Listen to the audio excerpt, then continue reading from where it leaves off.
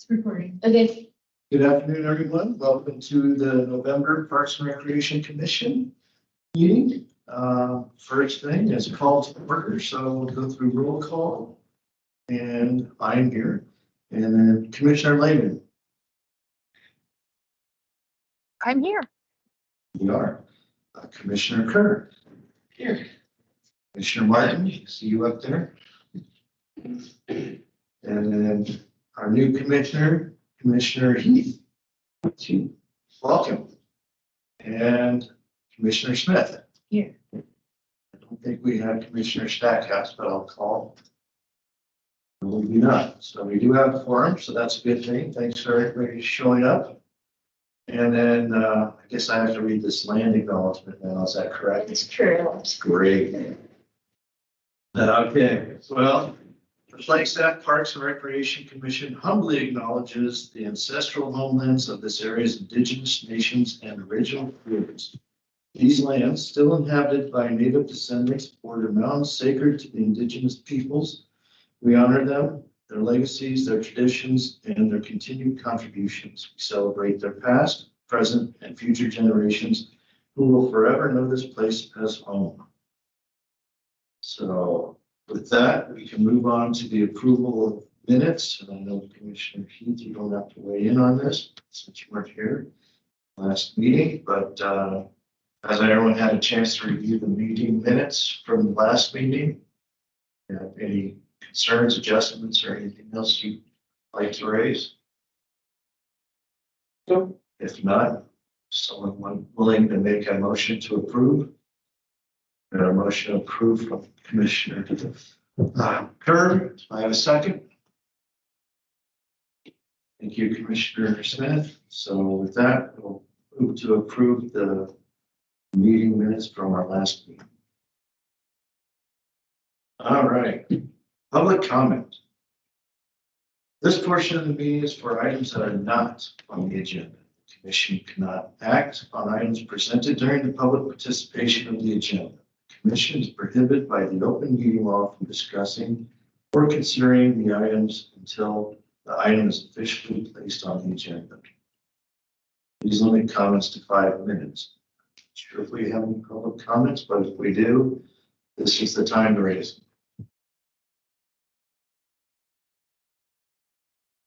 them. This might be for public comment by any chance? What's that? Are you here for a public comment period by any chance?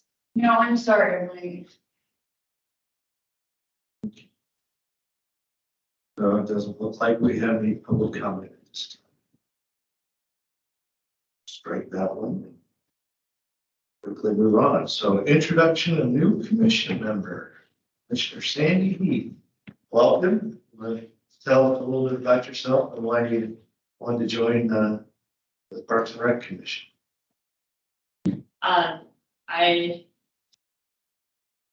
What's his name? I love Parks and Rec. I'm a professor in Parks and Rec. Okay. And before doing that was worked in Parks and Rec for that. So How long have you been in Flagstaff? a year and a half. Oh, wow. Yeah. So wanting to be part of the community. Okay. Yeah. Cool. Well, yeah. It's to be done. Thanks for volunteering. So, very good. And then we can move on then to item number 7, residential use of public facility zone, zoning code by Tiffany Antal. Nice place to go. Wherever you want to go, Tiffany. Can I just go right here? You can if you want to, or you can come sit up here.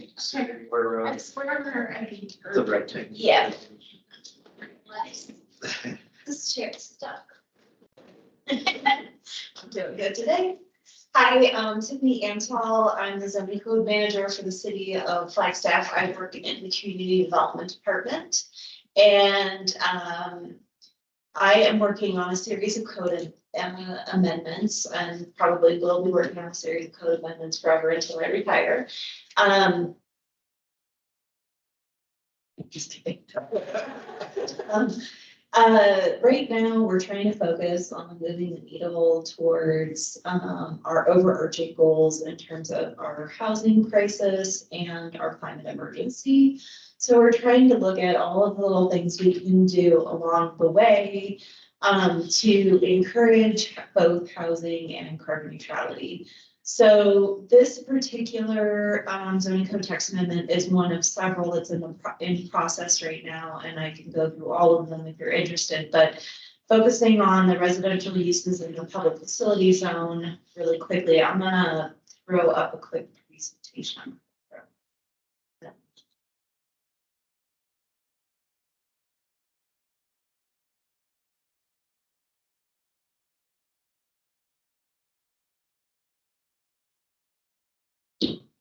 Yay. Let's go here. There we go.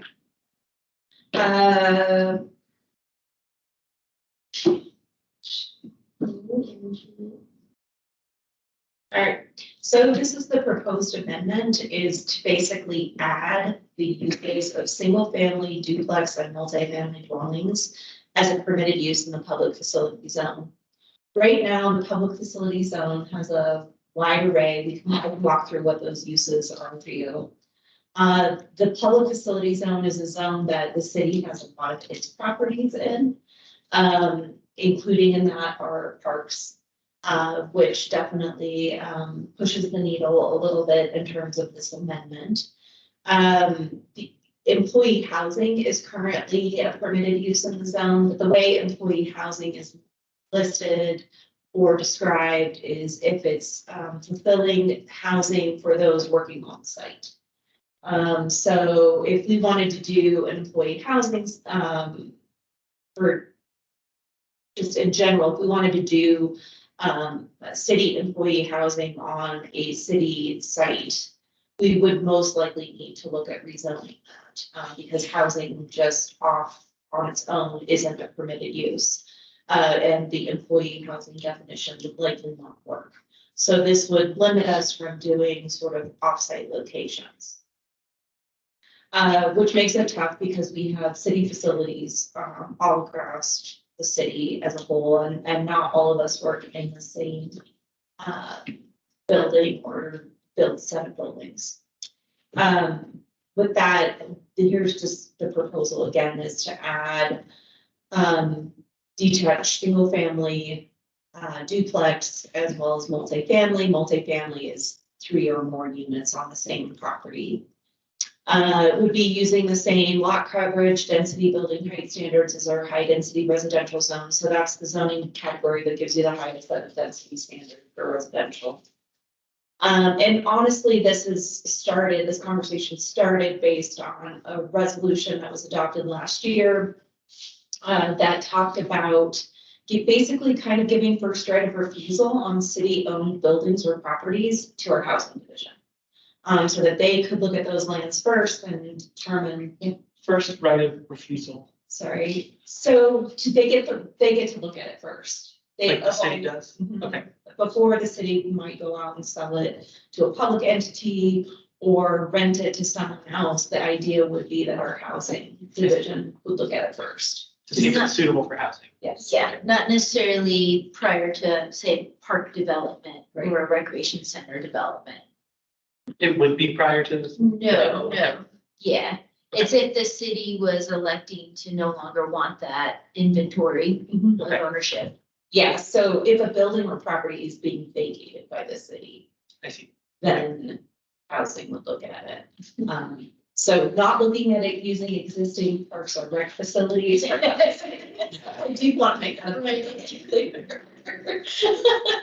Not having good luck with that so far. All right, so this is what the public facility zone sort of looks like. These are city of Flagstaff owned public facilities. So there are a total of 181 parcels in Flagstaff that are in the PF zone. Of those, the city owns 40%. So NAU is the second largest landholder at 29%. What's unique is that NAU isn't required to comply with our zoning, so it's just It's sort of similar to the way we put zoning over the national forest or state land parcels. We don't have jurisdictional authority over them, but we tend to place zoning over them. Next up is FUSD. So all of the schools themselves fall within that PF zone. We did recently have a discussion with FUSD about potentially adding some housing to one of their sites. Which, you know, as all of us are struggling with the provision of housing, more and more employers are probably going to look towards providing housing of some kind. So this is also a potential for FUSD on many of their school sites. Their school sites are often larger than a complex, than the whole school. School sites are also generally located in residential areas, so residential uses would not be incompatible for the most part. There are, yeah. Can I stop you, because Commissioner Martin's got a question in the chat that says, how would that work if the city decides to sell a parcel? So if we decide to sell a parcel and it was in the public facility zone, and residential was a permitted use, then one would assume that the developer could develop it for residential use. You know, we've not really been in the business of selling. We have, and I'll kind of walk you through, we did a couple of years ago, it's a couple of years ago now. We had an RFP out with a developer. There were 4 sites. So those sites include a parcel of land directly next to Cedar Safeway, a parcel of land next to the skate park and the community garden on Isabel and Sunnyside, the parcel of land that is adjacent to Little Scottsdale on Lone Tree, and the Schultz Way, also known as the Field of Flowers. 2 of those were zoned public facility. We did rezone 2 of them. It takes us about a year's time to go through the rezoning process to meet all of the statutory requirements to rezone property. And so we ended up trying to do those speculatively. We definitely got some community feedback. We didn't get a huge ton of community feedback. I mean, mostly just neighbors concerned, wanting us to limit building height or mitigate other potential issues on site. I think Cedar Safeway probably most amount of comments on it. But in that year time and issuing the RFP to a developer, enough time goes by, they lose funding. They get their funding, it's good for a year. We can't turn it around fast enough. It does put a lot of pressure on the zoning department in terms of how fast we can turn around a rezone.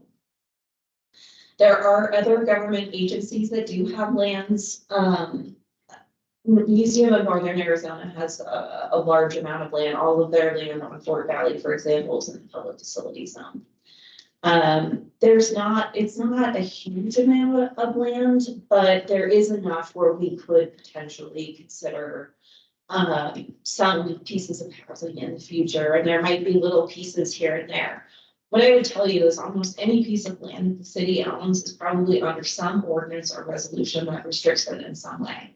Some of these pieces are lands that the planning department got as part of a development project. I can think of the one above the Staples on the west side. Park. Yes. A lot of times they were set aside as resources. There were extra pieces of land. For example, that one was sitting up much higher than the rest of the shopping centers. So it just made sense for the developer to give us. Parks and Rec doesn't let us do that anymore. Let us take little pieces of land and give it to them. But there are little pieces around town like that. There are pieces of land that are not designated for a future park. There's not a lot. There are also, I mean, so there's all different ways to think about this. You know, there are ways to think about public-private partnerships in the future. Lands that are future parks, working with a private developer to create facilities for things we don't have funding for, but also getting some housing out of those projects as well. So there's just options and there's opportunities, and this is one step towards getting us towards that goal of being sort of quick and nimble when the opportunity arises. Can you explain this Matt describe it a little bit better, what the green represents? Is that all of the public facility zones, private, Just public? cities. That's just the cities? Mhm. So you can see that airport is a big piece. Yeah, If you want, I can walk you through a map that will show you what a lot of these parcels are. And you can get a better feeling for it. It's just hard to show you overall. yeah. These are just the findings that I'll need to go through with the zoning code text amendment. I can tell you that I've done a work session with the housing commission on this. They didn't have any issues. I've done a work session with the planning and zoning commission. They didn't really have big issues. I did a work session with the city council. I do have a city council member who's not, vice mayor is not in support of this particular amendment. I do have 2 public comments that are not in support of this particular amendment. And I know that their big concern is the word. Because we've had conversations in the past, probably 10 years ago, there was a conversation about potentially adding some housing at the old public works yard, later to find out that there's an ordinance protecting the property and it can't be used for such. We've since done planning for future parks, but this just sort of reignites the conversation or the feeling that we're going to take those properties and use them for residential uses. I think the ultimate thing that I want to convey is at the end of the day, it would count the council who makes that decision. So if council makes a decision that a property is right for housing development, they're either going to direct us to move forward in one way or another. So if for some reason this text amendment doesn't get passed, and it might not, sometimes you just throw things to the wall. What is the, like, sorry, what is the opposition's argument? What is like the vice mayor's argument? The vice mayor wasn't super specific. I do want to follow up with him after, but it was only after I came in person. Because I think, a lot of people are sort of holding their breaths, waiting to see what you all might say in regards to this and what your thoughts and feelings are. I think his response was in regards to public comment. Gotcha, okay. I was just curious because just wanted to see what opposing views were. So it really comes down to how fast we would jump either way. We've done it before, we can do it again. We've definitely lost out on some housing potential because of how long it took. Now those properties were rezoned and they're ready to go. But I think they'll eventually get there. But who's to say what might come up along the way? I think ultimately, again, the council would make that decision, but my comment is if you're gonna put housing in Buffalo Park, I'd probably be the first one at the dais saying no. So that's not the intention here. But I can also say that this current city council is very well aware of Parks and Recreation's 5-year capital plan that indicates those currently undeveloped parcels that we do have in our system and what the plan is for them. So this is not to intervene with that whatsoever. Do you know how many acres or total properties that you said 181 parcels? There's 181 total parcels. I had the total acreage at one point. I can give you that information. It's just sort of escaped my mind. Some of these parcels are really tiny. A lot of them could be a small, like in the middle of, when we rezoned Observatory Mesa to public open space, we kept a small 2-acre piece in the middle over a tank site and we kept it as a public facility, for example. So there's going to be little pieces like that. The tank site out off of Fort Valley, that's almost a 40-acre site. Wildcat treatment plant is also another really big site. I'm not saying any of those are good policy or endorsing them for housing. There are some pieces off of Lone Tree that are potentials that we've actually even gone so far as to draw plans for housing. You still have some land over at the Siler Homes area for park, don't you? Adjacent to Bushmaster Park. Or no, what's that? Clark Homes. It's Clark Homes? That's Clark Homes, yes, Okay. yeah. There's a Clark Homes Phase 2. That's on the north side of the Thorpe multipurpose field. And that does have, I believe, some federal grant obligations or ties to that. So that is what is intended for Clark Homes Phase 2. But City Hall, Wheeler Park, we've talked, I have a dream that someday we're gonna turn that parking lot into residential development next to City Hall. It's a dream. It could happen. I don't have any money to build it, but it could happen. Not that anything would happen in Wheeler Park, of course, or the library, but you know, that Thorpe is pretty large. Yeah. And is in the PM zone. You know, again, a lot of that is protected by ordinance and resolution, and that's where the public comment concern is in this area. It doesn't impact open space zone properties, right? Correct. So the Different zoning. brighter space green is that open space zoning. So it's a territory Mesa. When I first got to the city, I got to come in and rezone like giant pieces to open space. It was pretty cool. There's the Schultz piece. There's the water touchment tank. So that zoning is, POS for protected open space, or is it public open space? The public open space. Public open space. We're gonna change that. Okay. Yeah, someday. Would be, that would be a smart idea. But this is referencing just the property zone in PF only, not POS.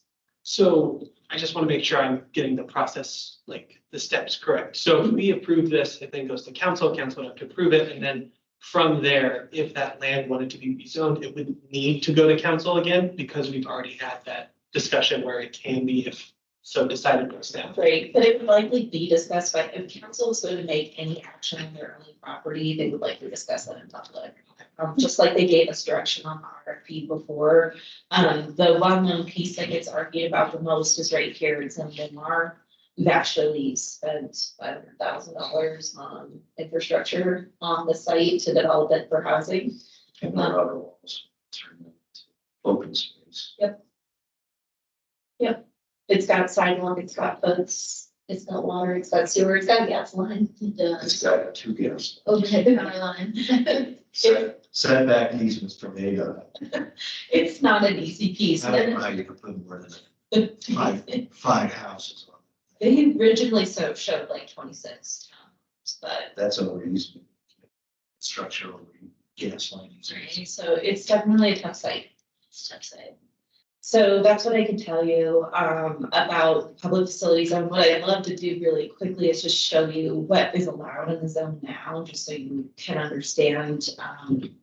Boarding operation would be allowed with a use permit, commercial campgrounds, a use permit, recreational facilities, or use permit, even though things are not required, but libraries, museums, outdoor public uses, parks and rec facilities, schools. It's really interesting when you get down to this section, residential. It includes this employee housing, but then there's also institutional residential, congregate care facilities. No idea why that's a permitted use in the zone. Cannot figure it out. Convents, monasteries, custodial care facilities, homeless shelters, transitional housing, nursing homes, sheltered care homes. Those are use permits. But straight out residential is not permitted. Again, services, you've got wireless communication facilities, you've got some transportation and infrastructure, which a lot of these things already exist in the zone. We have some weird residential uses in this zone, that's all. I mean, this text amendment could come into play and nothing could change for the foreseeable future. And this could also not make it either, so.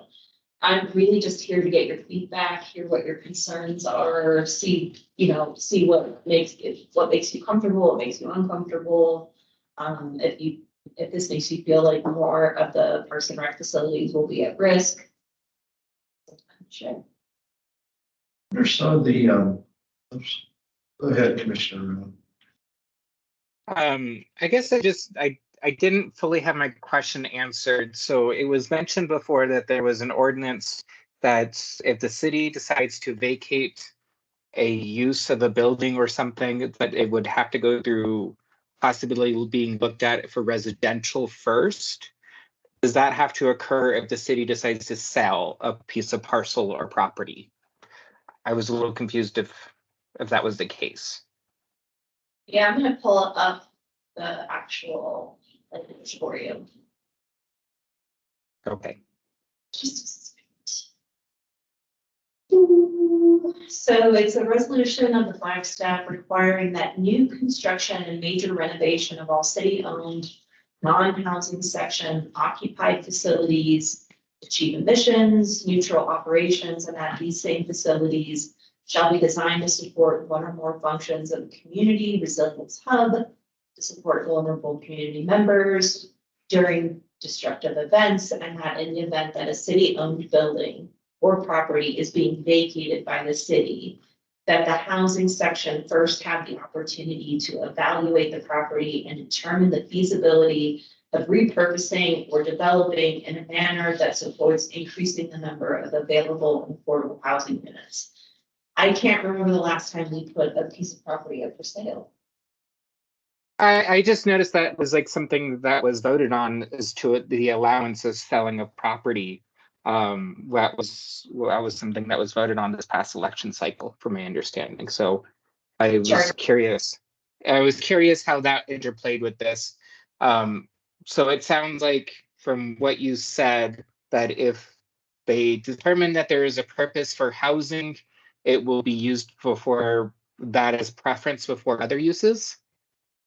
That's my understanding is what this resolution is telling me, is Okay. that the property, if the property or the building is being vacated by the city, that because we So- often long-term leases with, for example, isn't the Africos city's property? Yes. Right, so we have long-term leases with, we actually own a lot of pieces of property. You'd be surprised, even within the downtown, that aren't necessarily all PSO. Just because of the Real the Flag project and other things, but, so yeah, it's basically looking at any time where the city is vacating to relook at everything with that housing limits. Okay. I think that answers my question. Thank you. Yay. Yeah, and I was just wondering what some of those properties are. Primarily downtown, or I mean, I know you got a cemetery, but some of the actual buildings. So you just mentioned the address, but Well, and wasn't there a conversation about the fire station and the old fire station? Yeah, Joel Montalvo Park, that building, yep, that's in our budget cycle. We have some concept drawings in design review for that to become like a city-owned facility leased out to a third party to run, I believe some STEAM or STEM programming. it's. Yeah, there's a handful of city-owned buildings. Cogdill is leased out to Boys and Girls Club. We have a Theatricos, we have definitely a handful of buildings with leases inside of them. I don't know, with, was it Kinsey being relocated? I don't know if you had that relationship with FUSD where they redeveloped that site. The Lone Tree. That negotiation. Yeah, I I figured. think NU has that. There are some county facilities on Fort Valley Road as well that have some potential, and then they have larger pieces of residential land behind them. Basically, this is just saying housing has to be the first thing that's considered. It's not saying that all of these things are, okay, I don't see the problem Yeah. with then I think it's fine. Yeah, that's why I wanted to establish that, the current city council is very well aware of our capital Yeah. plan for future parks and recreation properties. Then it's. Yeah. I think it's worth putting housing at the top. Something to consider, so. Like that feedback. Yeah, I'm gonna work with that, you know. Any other feedback for Tiffany? I see. Yeah, As a- I raised my hand. Sorry, this is Josh Stackhouse. Sorry, I was a little bit late. Who decided that housing is the number one above anything else choice? Like I get that we're in a house. You're breaking up, Commissioner Stackhouse. We didn't catch the end of that.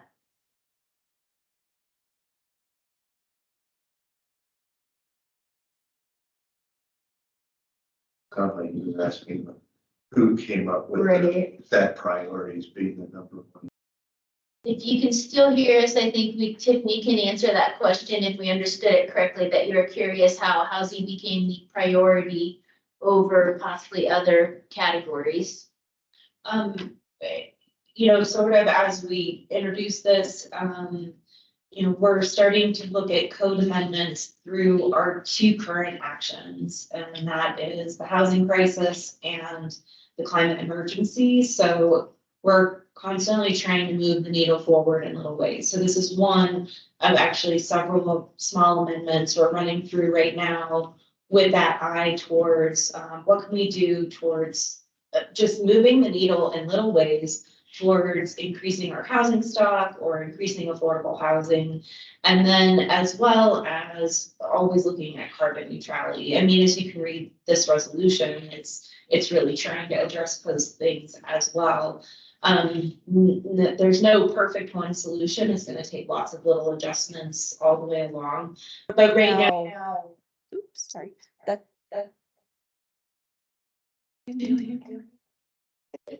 I don't think anything did. Keep trying. You're reverberating again. Is that better? I think we're good. It is, it's good now.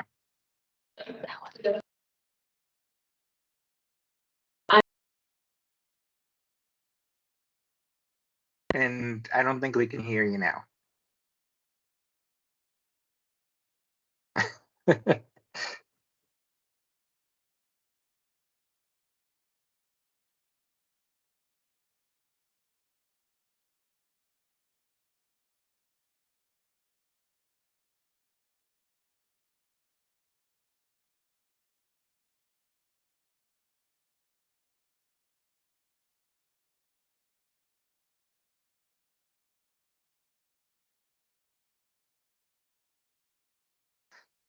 And then it looks like Commissioner Stackhouse put something in the chat, by the way.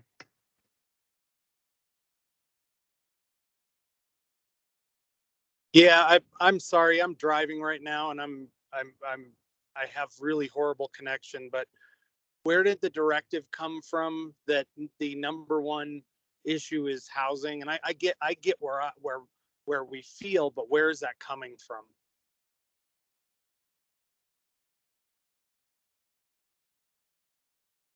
And we still can't hear you. I know. I'm so sorry. I We have can really hear horrible you, connection. Commissioner Stackhouse. We just can't hear you can't hear from the public. Ah, So I can hear you at the very least, but we can't hear them.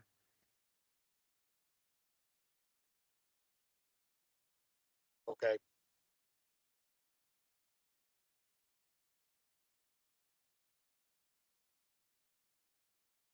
What about now? Can you hear us now? Yes, now we can hear you. Okay, all right, Commissioner Stackhouse, Ms. Antol's got a response for you about your question. Okay, thank you.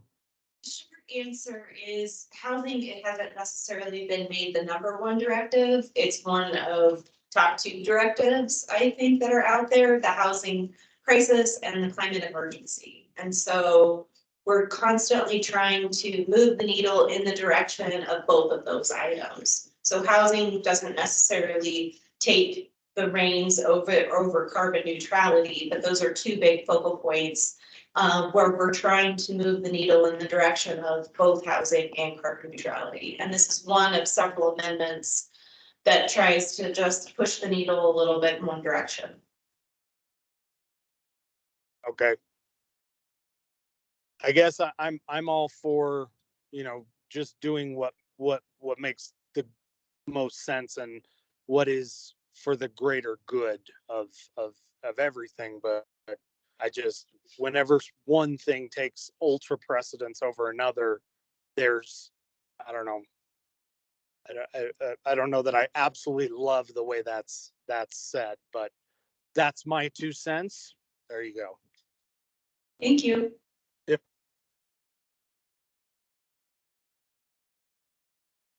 Any other comments or feedback on this item? Thank you, Tiffany. Thanks. Thank you. Thanks, Chris.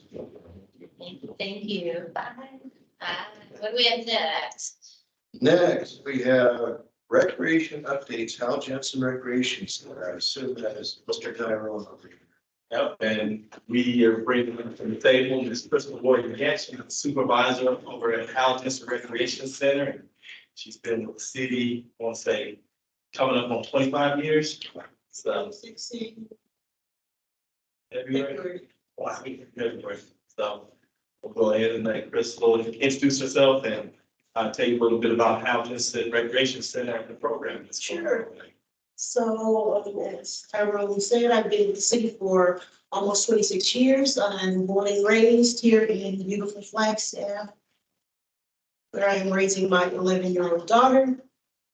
My husband works for NAU. I have been blessed to get the supervisor's position at Hal Jensen.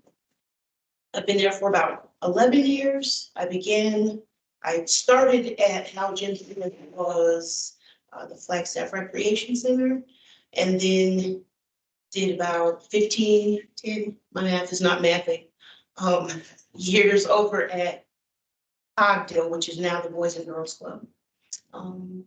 So we have a daily drop-in recreation program, which is free to the public. We serve from 6 to 86. Got a weight room that is pretty much the only charge that we have at our facility, and that too is affordable. It's all about accessibility, place for youth and adults to come and hang out, be safe, have fun recreational opportunities, provide a free lunch to anyone 18 and younger each day through a partnership with the Department of Education and St. Mary's Food Bank. We do all sorts of fun programming. We are currently in our youth basketball season. And so as of today, we have about 200 kiddos signed up. That's 2nd grade through 8th grade. We partner with the Phoenix Suns, so we are called the Junior Suns. We did a fun clinic yesterday, Sunday, and the Suns came up and raffled off some autographed items and had some cool Sun swag for participants. And we do an annual Touch a Truck event where kids are allowed to come out, kids and adults come out. We have like fire truck, the bomb squad, and dump trucks, different, pieces of city fleet where youth get to come and honk the horns and make a lot of noise in the neighborhood. And we also host a daddy-daughter bowl, which has been on pause post-COVID. Yeah, it's a fun place to be. I get to hang out and enjoy recreation with my community, and I love it. You do the adult basketball as well, don't you? The adult basketball league, is that there? So that is run through adult athletics, and there was a point where athletics and Hal Jensen were housed under the same facility. Didn't you just do a community garden over there too? Wasn't there? We just started a community garden Yeah, that's right. within the last year, so that's been amazing. Tons of people that would not have ordinarily come to visit the center. Maybe they don't have kids, maybe they don't live in the neighborhood, or whatever other reasons may prevent them from coming. Now they're stopping in and they're coming inside, they're using the bathroom, there's a compost area there. So it's really neat to see so many different, you know, sectors of our community coming together and seeing new spaces and new faces. It's really good. Any questions? Ask. Is that compost? Like outdoors in the cold that freezes? It does, I don't believe it freezes. They come and pick it up weekly. If it does freeze, I'm not positive, but we have a group that comes once a week and they take it to the various farms or wherever they complete the process. Oh, okay, so members of the community bring their compost and then these individuals. Well, a specific group comes and takes it on to the next step, whatever those next steps are. But if you have compost, you can drop it off at the houses. Oh, cool. Thank you. There's the same bins right out here too. There are these little gray bins. I believe there's a QR code, I think, that you scan because it gives you a code to unlock the bin. Be able to put your composting waste in, close it up and head on out. Yeah. Anything new coming up in the future? Well, we're all like a brand new program. Yeah. Well, we have, we recently hired a new recreation coordinator. And so I've got some older blood with my 26 years. And so I'm excited to see what new things he's, you know, wanting to bring on board. Like I said, we do the father-daughter dance and so maybe doing a mommy-son type thing, you know? And also, she's not working directly with it. It was something that when I was supervisor, so I'm gonna be working with, Andrew, the new coordinator, and then we also have, Tim staff. Justin is really into the esports, and so we're looking to really get the esports game going. We got it in the budget this year, and so we're gonna see how far we can go with this year's budget monies and then see if we need any additional or, you know, what we can get up and running. So that'll be coming on board over at Hutchinson, and then of course, I think we budgeted for some weight equipment and all that good stuff, so. And Maybe the esports, girls who code too, that's kind of big and I've been a little resistant to it just because I'm not sure how excited, you know, the community is, but if we, you know, we're gonna offer it, and if the need and the want is out there, we certainly want to get more kids over. There's I teach at NPA and we have a girls who code club at NPA. So I don't know if there's a connection there that you can make, but. When they ask someone for your name and info. Sure. Great. If no one has any questions, Crystal, then thank you for your presentation. Yeah. Thank you for coming. Thank you. If you've never been, go there because you walk out with a big old smile on your face. I used to live in the neighborhood, so it's great. Yeah, it's amazing, the recreation center. It's amazing. It's great. Awesome. Well, we'll move on to park hour. So, throughout September or maybe it was October, November, it was October, November, I brought forward to city council revised park hours in all entire park system. And that also included hours for lighting on sport courts. And the only locations where our sport courts are lighted are Bushmaster Park and Thorpe Park currently today. That's bracket sports plus basketball in those two locations.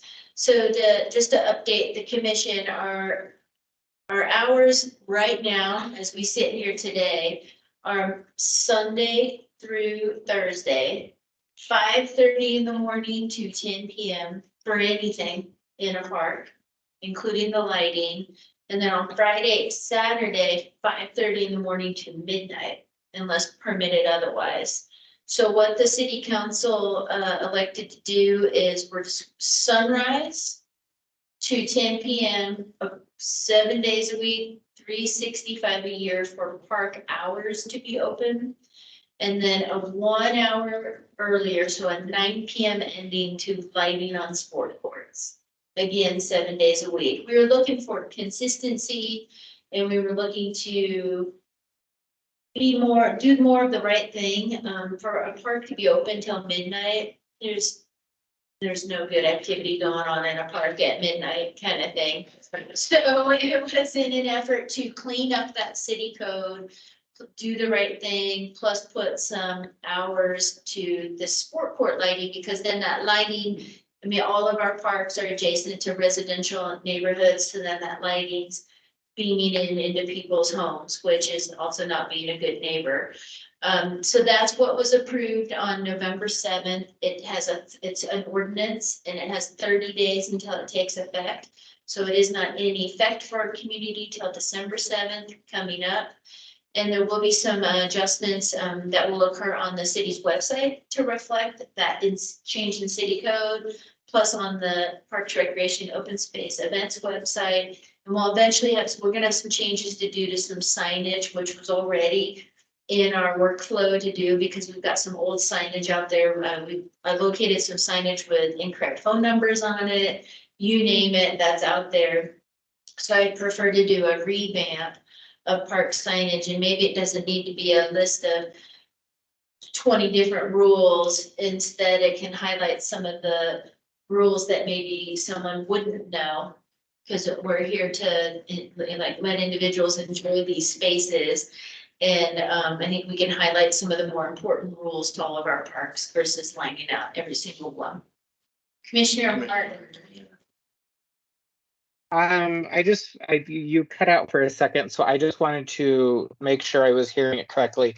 So the new, not the old, but the new, the way it is from sunrise to 10 p.m., except at the courts at Bushmasters and Thorpe, which those are sunrise to 9 p.m. Just the lights will go out at 9 p.m. The park The itself, lights, okay. just the lights on the sport courts. So this is not lighting at our softball and baseball fields. And then it's also unless permitted otherwise. So when there's a permit, there's permits with our user groups. Yeah.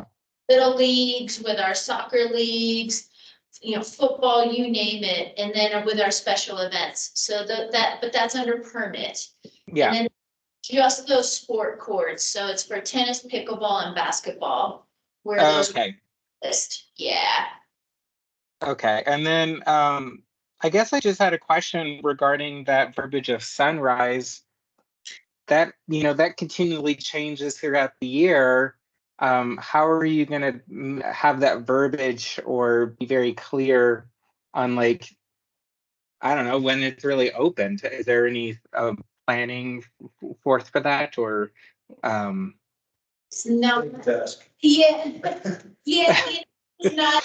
Again, there's not. The Flagstaff Police Department's not going to be out there enforcing these hours, Yeah. especially the sunrise part of this, the beginning of the day. But if we've got park users at midnight on a Wednesday night in a park, and if there's at least a complaint phone call, at least PD can go out there and educate and move the folks along. Same with our park ranger position. Since a lot of their position will be on educating the public, this is something that individual can be doing out in the field and establishing what these rules are. Honestly, the sunrise was it was a conversation at the dais with city council, because we know we have runners out at Buffalo Park well before the sunrise is running. Again, we're not gonna go up there and ask and force individuals to leave or ask individuals to leave. It's to provide some guardrails that majority can live by, kind of thing. Because right now at 5:30 in the morning, I doubt we have that many park users when it's this cold out for some diehard runners. But if we are seeing unwanted behaviors at 5:30 in the morning on a wintry day, that's causing some issues for everyone. So I think it just helps put a little better guardrail on it. Okay, I understand. I think I'm understanding what you're saying, so that makes sense. Thank you. Yeah. And I don't have any other questions. Okay. Anyone else on park hours? That was pretty straightforward. It was pretty straightforward. Okay, then next item is the Ponderosa Trails Park Playground.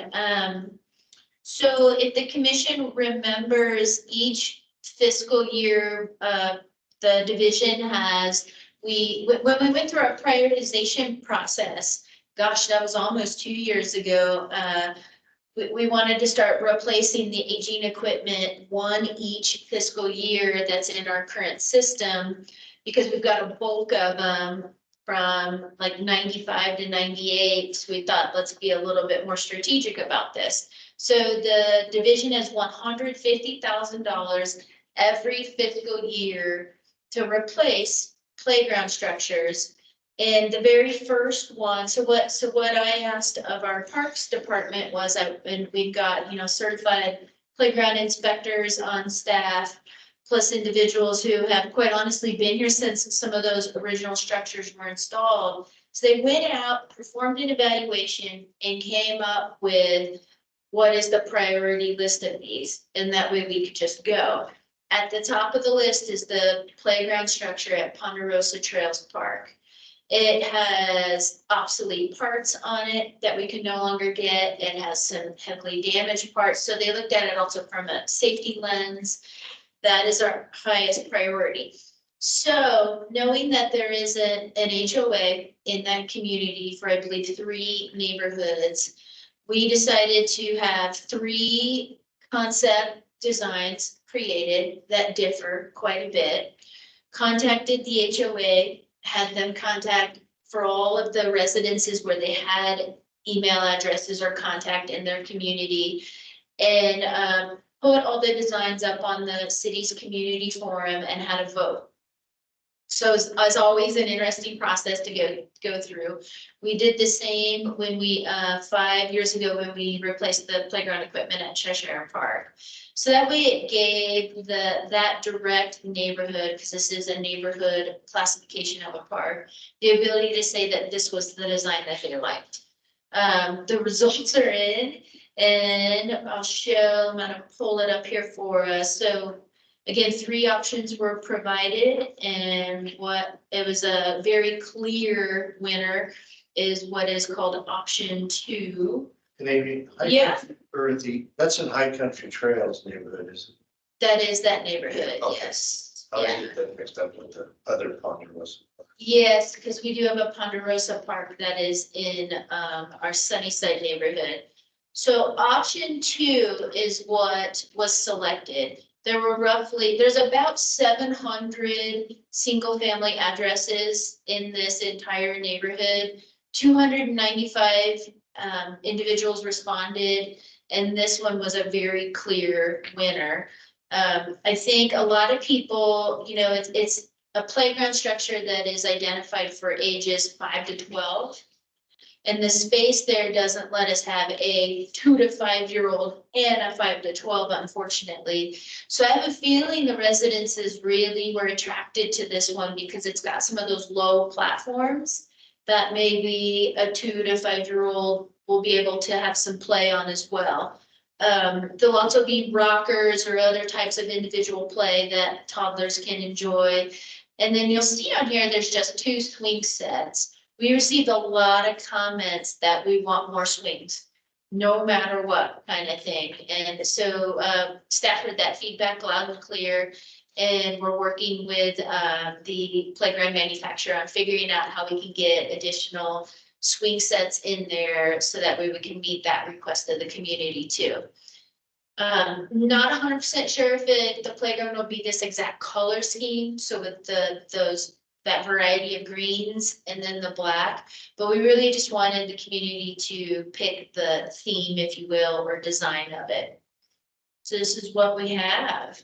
That's gonna be a wood chip surface. With a softball surface, not a pour in place, which is accessible as well.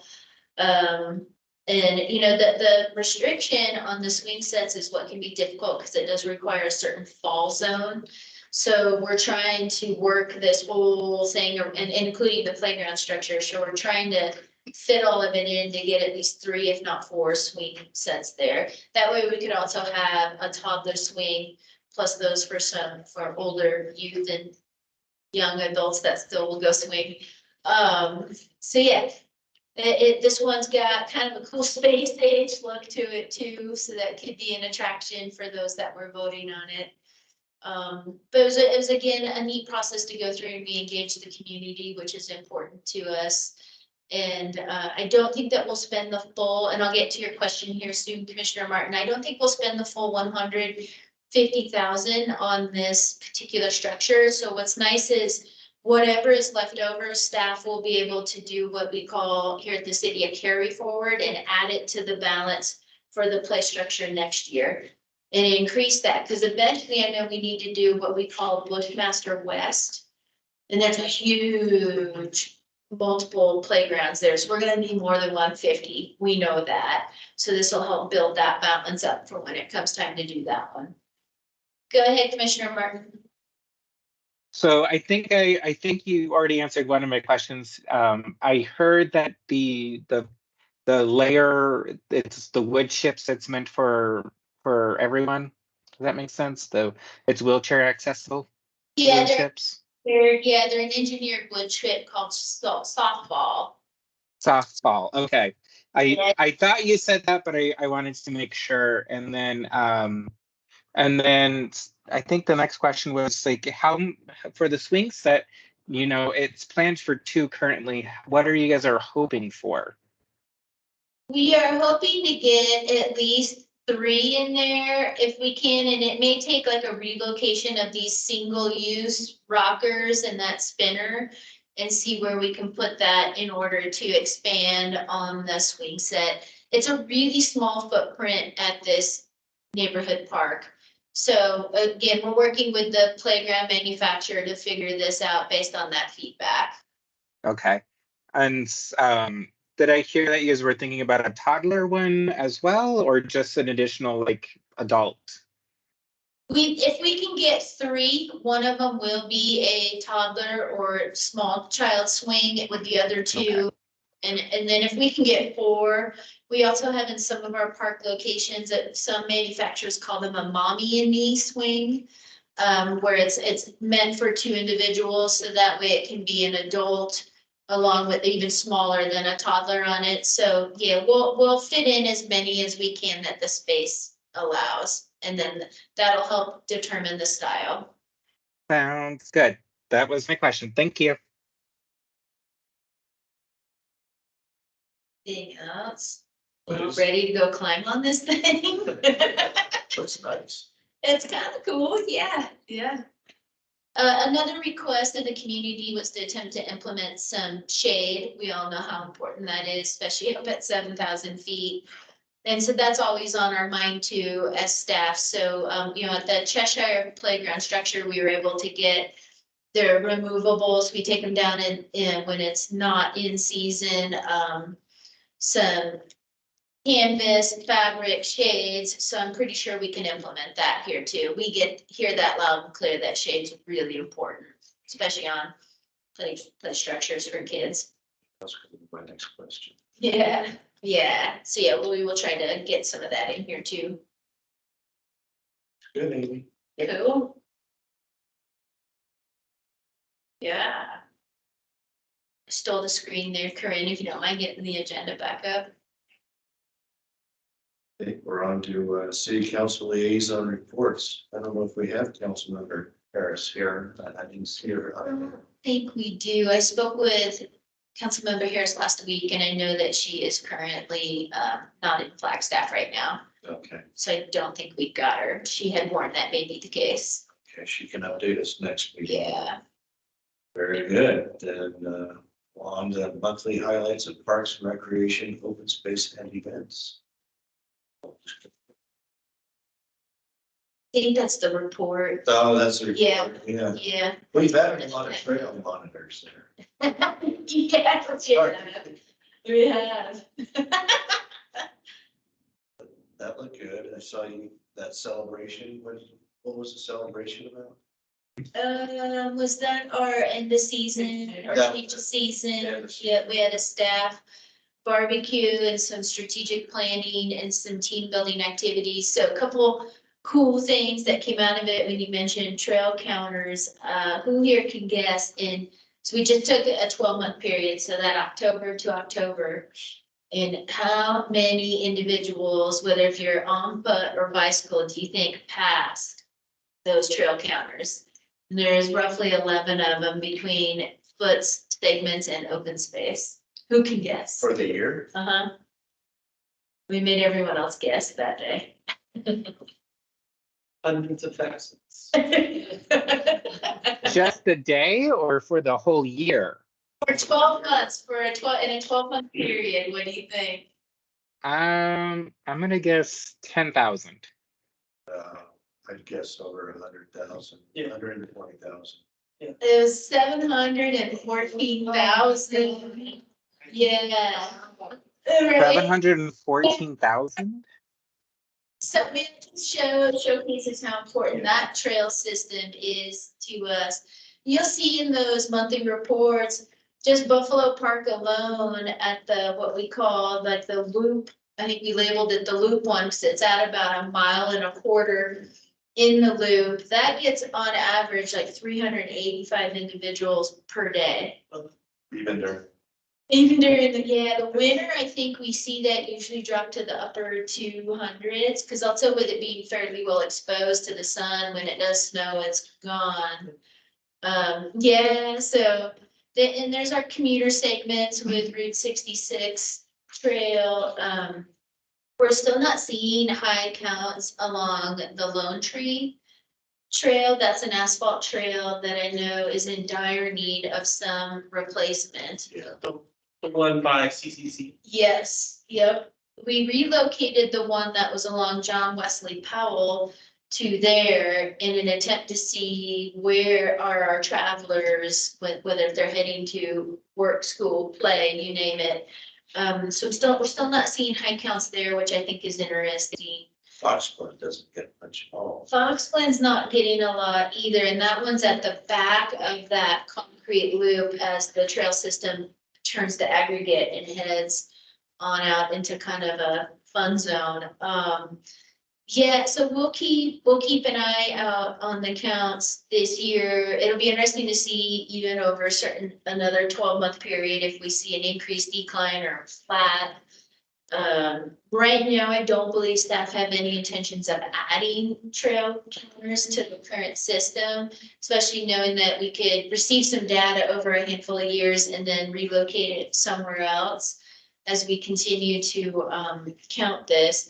You know, the whole mindset or strategic plan behind it was to show what these counts are. So whether if it's myself or Rebecca are sitting there in front of budget team and city council and saying, we need money to replace this, because there's roughly 11 miles of the asphalt segments are in rough shape, whether they've got just horrible cracking or just falling apart. And we all know now asphalt is not going to be the product to use on the urban trail system. If it's going to be a hard surface, it's going to be concrete and 6 inches thick at that. And with a turn down, but that's millions of dollars to go out and replace that. So we want to use these counts and show how our community uses this trail to demonstrate we need money to go replace this. It's not an easy expenditure either, so we get that. But we figured that the data helps show what's going on there. Is there an option to not pay them, but do them instead like you did the Buffalo Park in the for stabilized decomposed granite type sort of? Good. That's a valuable question. So originally, some of these segments, because they're considered commuter sections of the trail, that's why they're a hard surface. Right. And that's why then they get plowed too when it snows. So, I think if we were to take, say, this Route 66 segment and change it to aggregate, I bet we would have some angry I was thinking so much community that members. I was thinking more like the Lone Tree segment instead of Maybe. being asphalt, that could be something. Maybe it could be, and it's got a lot of cross slope and regular slope to it, which then tends to wash out Yeah. when it's the aggregate. But maybe we need to take a look at it from that way to reduce what some of this replacement cost eventually needs to be. It's an important asset, obviously, to protect for the community on that. Trying to think of some other hilarious data we had in there. Do you remember how many we had? Questions? Do we have questions? What do we have? Can we just remove the asphalt and keep it dirt? Could this help with state grant? There are possibly some state grants out there for trails. So we're trying to explore some more of that. And what about that? Yeah, nope, not gonna do that softball material, because as soon as it rains, that stuff's gonna float and move away. So we're definitely not gonna do that. Oh, I didn't think about that. You get the idea coming at us. That's what. That's what I was, yeah. I just thought it would be cheaper. Not if it floats away. Right? I think it'll also be interesting, once the observatory mesa improvements that they're working on, that trail master plan, once some of that gets to be implemented, to see what the numbers on Mars Hill. If those increase, Yeah. yeah, because that's our second highest daily location is Mars Hill, where that trail counter is. There's some other hilarious data we were able to share with all of our full-time staff that day. I think there were over 16,000 public skate entries into the ice rink over a 12-month period. Gosh, I can't remember. We had some hilarious data to share. And it shows what everyone does at the indoor and outdoor spaces, big time. Yeah, it was pretty cool. It was a great day to put on that. We put on the snow plows and Tyrone's team has been, getting all of their stuff ready, and they've been going through the holiday cycles and preparing holiday hours. So it was kind of a neat thing to do, just that we work on it, just a change of season, time to get everybody together. What about things like the Ramada park rentals? Does that kind of stay steady, or is that? We increase? Two, I believe, for that event. I thought we did. Yep. Oh, but I don't quite remember. I don't either. I think we've seen an increase in that in our Ramada rentals. A steady increase, especially if you compare it to pandemic years. Right. And I know the team, Haley Reynolds and her team are working on fine tuning that process. So maybe it can become easier to rent a Ramada than it is currently today. And as we discussed, when we were taking a look at that fees, also could we find some cardinal shifts and say, no longer is there an hourly rental available, but maybe there's a 2-hour or a 4-hour minimum, because then that's also an assisted help to our staff who are out there constantly cleaning on the weekends in between each Ramada rental while they're servicing the restrooms and trash and you name it. So I think still some more to come on that, on what could we do that is still advantageous to the community member renting it, but also to our staff maintaining those spaces. What else do we have? I'd be interested in, so we got comparison question. Yeah, in 2019 to 2020. Yep, that could be interesting to take a look at. And we can certainly do that too. Just more like, I think 2020 is such a strong outlier.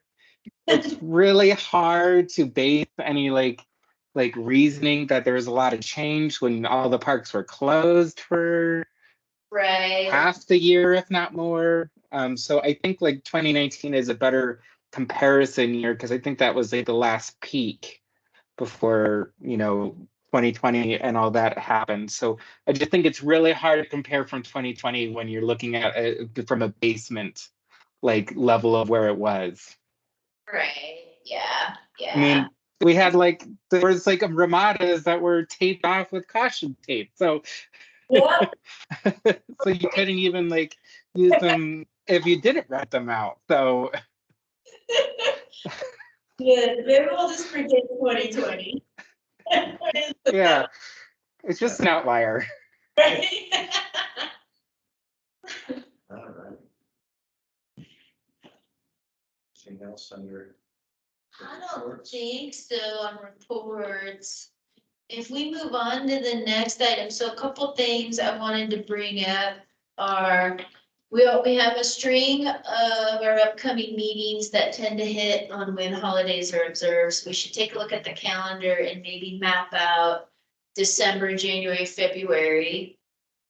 And pick those dates, if Yeah, that's cool. that would be great.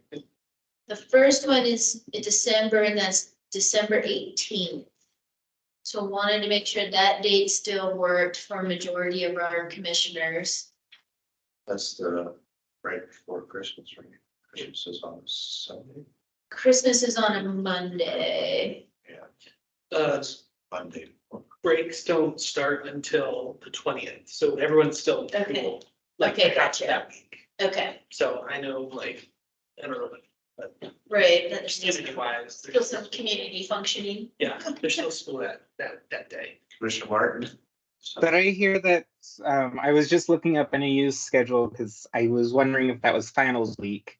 I don't know where you work exactly, Commissioner Kerr, but were you talking about like the school level or were you talking about NAU? NPA and like FUSD. I work at FUSD, I didn't know for sure. the district still in graduation for NAU is on the 15th. 15th. Oh, okay, well, it's perfectly fine, the 18th works for me. I think December we're okay. Right now, the typical outstanding date in January would be the Monday, January 15th, which is Martin Luther King Day. So we do need to find a new date for the month of January. So Keep it on a Monday. there's 5 Mondays in January, so we could always attempt to go to, although I'll need to make sure it does not conflict with open space. They are the 22nd. Thank you, Corinne. And working by. That's a great idea. Maybe, I'm not sure what open spaces futures and agendas entail just yet, or if they've created those, but maybe we get that email out tomorrow and ask of our open space partners on that.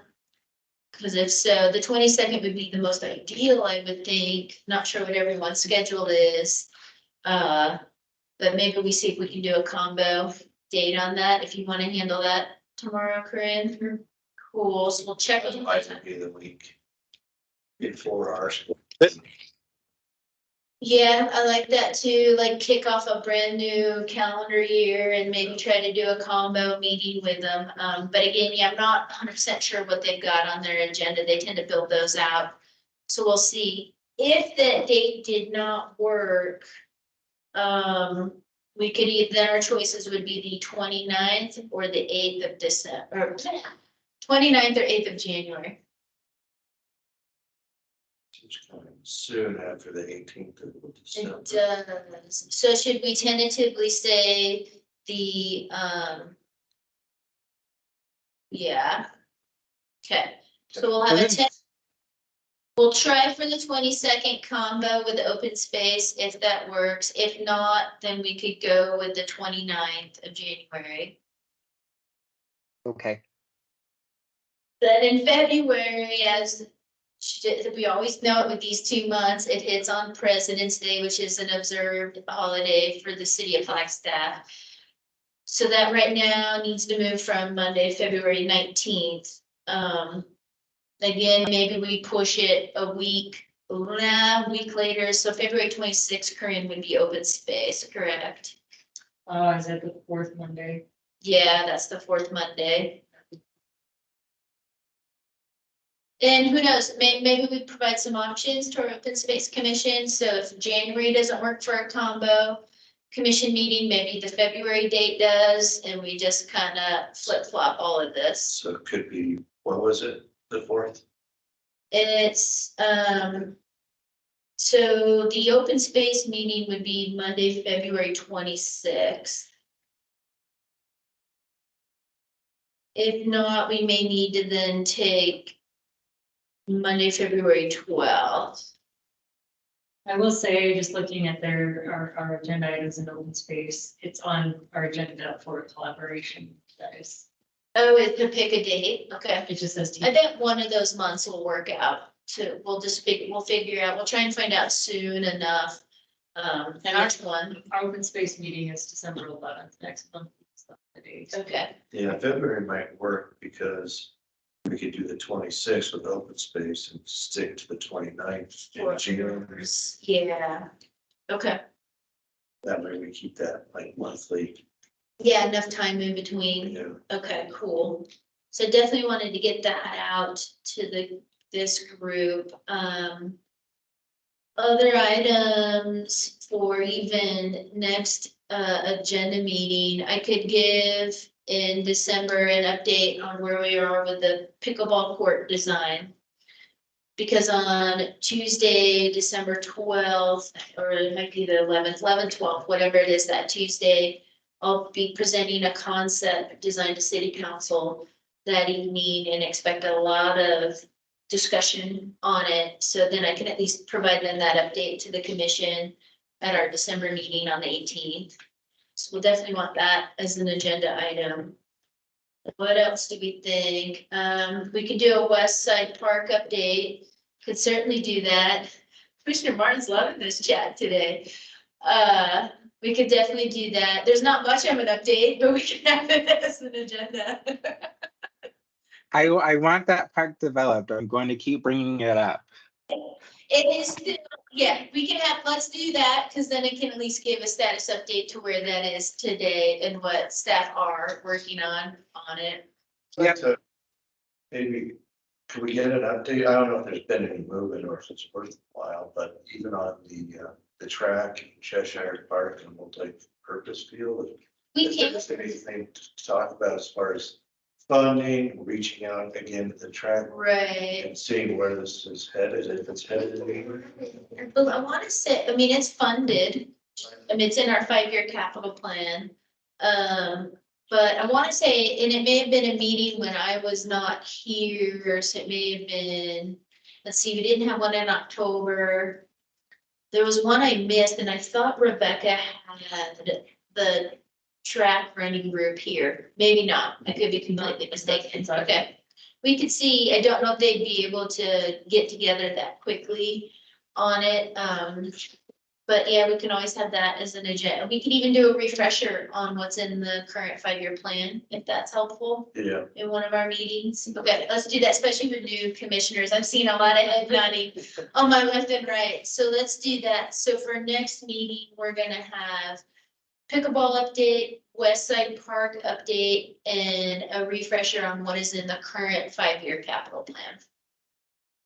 Plus, we would have our next recreation supervisor and center, correct? Yeah, I believe we have Jay Live. Okay, and then we'll also have our Dan Carrick with the ice rink here. That'll be a good solid agenda then, cool. nice. Awesome. Well, that's about it, isn't it? So with that, we move on to adjournment unless anyone else has anything else they want to bring up. The scenario planning that was sent to us today, super easy, very doable. Sarah Dector and her team came to my classroom last week and did it with my students. It was awesome. Commissioner Curry, can you say that again? I didn't hear what were you talking about? The scenario planning that was sent to us today, it's super easy and you should do it. That's all I was saying. Is it a survey? I thought it was like a place for meeting, like for the open house. There's like 2 in-person ones, but it's all online if you don't. Oh. I didn't even see that option in the email, so I'll take a look at it. Thank you. Yeah. It's there. You were talking about the ice rink, the skate rink.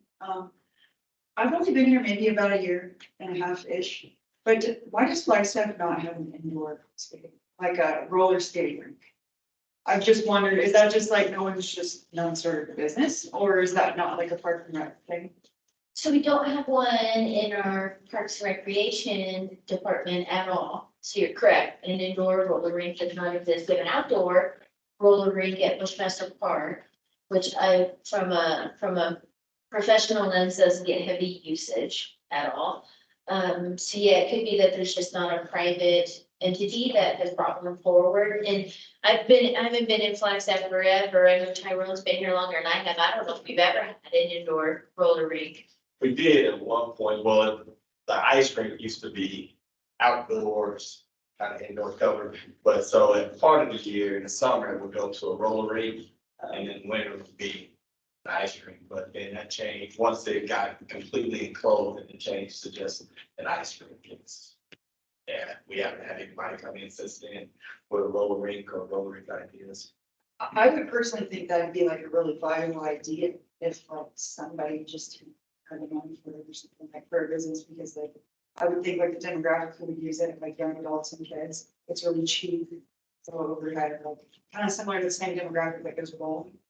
We have like thriving bowling on here, I think, right? So. We used to have to. But yeah, one recently just closed. Yeah. Yeah, I was just curious. Thank you for answering. no, yeah. You could those castle coasters, they all those down.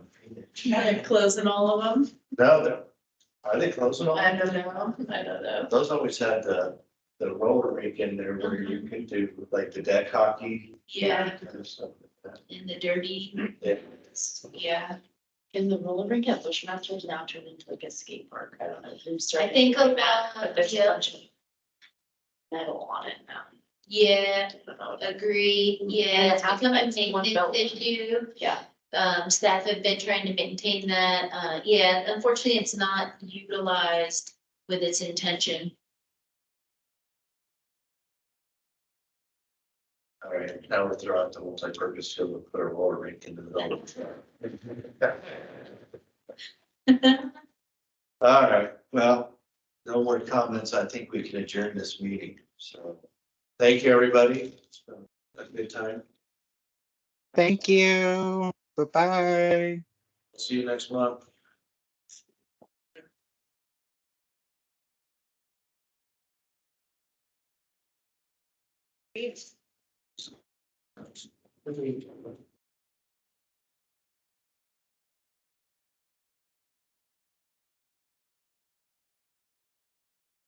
What's this here? Thanks, Andy. Was that fun?